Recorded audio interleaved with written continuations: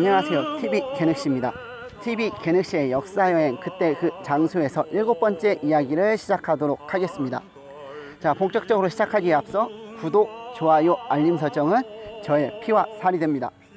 사랑합니다. 자, 저는 지금 용인에 있는 은희성지에 나와 있습니다. 자, 뒤에 보이는 저 성당은 은희성지에 있는 성당의 모습인데요. 이 모습, 일반적으로 알고 있는 성당의 모습과는 좀 다르지 않습니까? 바로 중국에 있는 김가항 성당의 모습을 본따서 만든 성당이라고 합니다. 자, 한국 가톨릭 성지에 왜 중국 성당의 모양을 본따서 만든 것일까요? 그것은 한국 가톨릭 역사 안에 어느 한 분과 연관이 되어 있기 때문입니다. 이분을 기르기 위해서 학교까지 설립하여 그분의 정신을 이으려고 노력하고 있을 정도인데요. 과연 어떤 분일까요? 자, 이 은희성지는 천주교 박해를 피해서 천주 교인들이 모여 살던 교우촌입니다.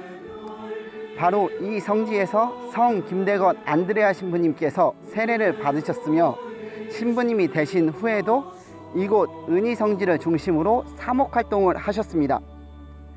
그리고 그런 신부님께서 사제서품을 받으신 곳이 중국 상해에 있는 김가항 성당입니다. 그래서 이 은희성지의 김가항 성당의 모습을 본따서 만든 것입니다. 자, 성당 내부를 설명드릴게요. 요 바로 앞에 색깔이 틀린 4개의 기둥 보이시죠? 요 기둥은 최근 금강 성당이 철거되고 새로 지어졌는데 그 철거된 자재 중에 쓸만한 재료를 가져와 직접 여기에 썼다고 합니다. 그리고 저 앞에 보이는 김대건 신부님 상이 보이는데 그 옆에 김대건 신부님의 유해가 모셔져 있다고 합니다. 자, 성 김대건 안드레아 신부님은 한국 가톨릭 역사에 매우 중요한 분이시며 상징적인 분이십니다. 그럼 단순히 첫 사제이시기 때문에 그런 것일까요? 지금부터 성 김대건 안드레아 신부님의 일생을 따라가 보도록 하겠습니다. 자, 신부님께서는 1821년 충남 당진에서 태어나셨습니다. 그 신부님의 집안 자체는 신앙이 깊으신 가톨릭 집안이셨는데 증조부 복자 김진우 비호께서는 1814년에 순교하셨고 아버지 성 김재준 이냐시오도 1839년 9월 26일에 순교를 하셨습니다. 자, 이런 집안에서 태어나셨는데 태어난 곳이 당진입니다.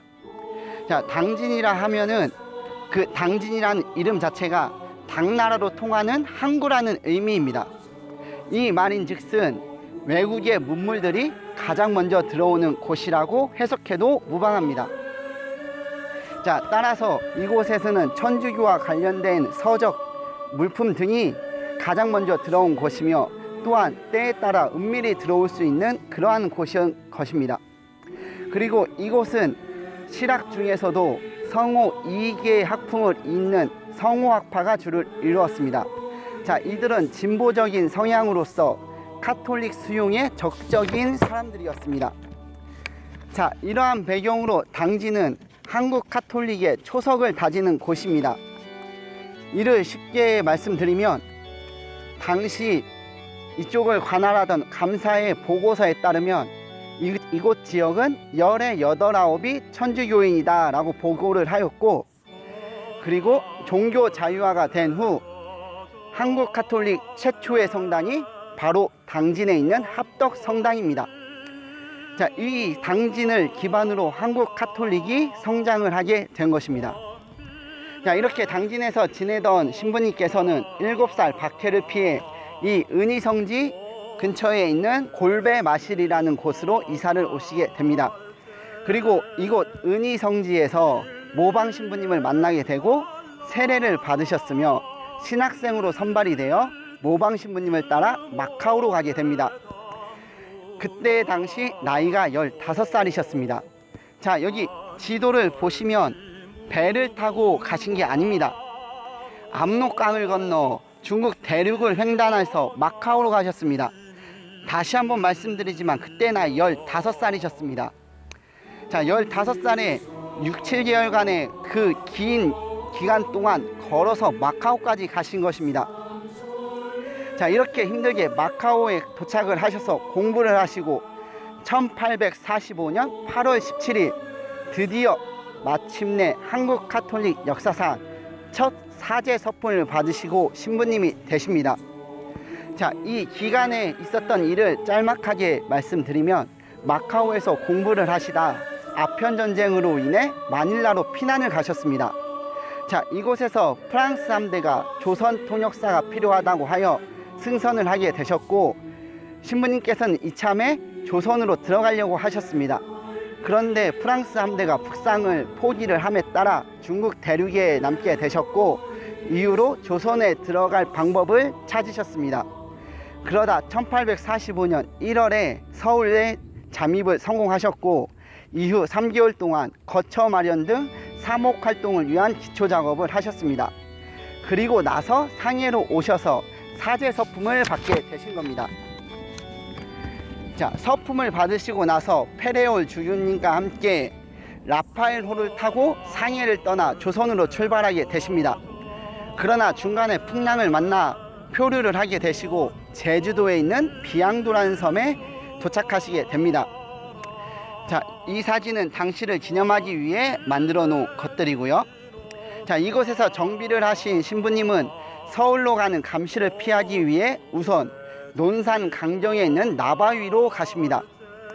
논산 강정은 당시 조선의 3대 포구 중의 하나로 금강을 중심으로 한 물류 유통의 중심지였습니다. 이곳 분위기는 앞에 설명한 당진하고 비슷하다고 생각하시면 됩니다. 자, 이렇게 강정에 도착하신 신부님께서는 이곳에서 사목활동을 한 달가량 하시게 됩니다. 사제 서품을 받으시고 신부님으로서 조선에서의 첫 사목활동을 논산 강정에서 하신 것입니다. 이를 기념하기 위해 강정에는 김가한 성당의 모습을 본따 만든 기념관을 만들어 김대건 신부님의 일생에 관한 이야기와 강정에 관한 이야기를 상설 정시하고 있으며, 사목활동을 하시는 동안 머물렀던 구손오라는 사람의 집을 보존 운영하고 있습니다. 그리고 김대건 신부님의 정신을 잇기 위해서 논산 대건 중고등학교를 설립하여 운영하고 있으며, 김대건 신부님의 정신을 잇기 위해 노력을 하고 있습니다.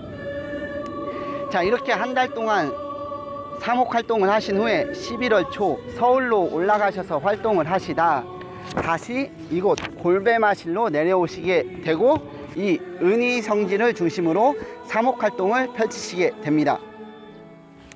자, 그러다가 안전한 입국로를 개척하라는 지시를 받으시고 서해안으로 가셔 중국 어선과 접촉을 하시고 돌아오시던 중에 6월 5일 체포가 되십니다. 체포되신 후에 30여 차례의 모진 고문을 받으셨으며 1846년 9월 16일 세남토에서 순교를 하시게 됩니다. 자, 순교를 하시는 순간에도 병사들에게 이런 말씀을 하셨다고 합니다. 내가 천당에 올라가서 이렇게 볼 것이니 너희도 천주교를 봉행하여 내 뒤를 따라오라 라고 말씀을 하셨다 합니다. 그리고 죽으시는 순간 목에 칼이 8번이 들어온 후에야 목이 떨어져 땅에 떨어지셨다고 합니다. 이 얼마나 고통스러우셨겠습니까? 자, 이렇게 순교를 하시게 되고 며칠 후에 신자들이 몰래 시신을 수습하여 미리네 성지에 모시게 됩니다. 자, 하느님 말씀을 듣기 위해, 하느님 말씀을 전하기 위해, 그리고 그 하느님 말씀을 실천하기 위해 목숨까지 바치신 성 김대건 안드레아 신부님이십니다. 자, 이 모습은 지금을 살아가는 우리에게 많은 교훈을 주며 많은 귀감이 되는 모습이라고 생각을 합니다. 자, 이상입니다. 이상으로 TV개늑시의 역사여행, 그때 그 장소에서 7번째 이야기를 마치도록 하겠습니다. 시청해 주신 여러분 감사합니다.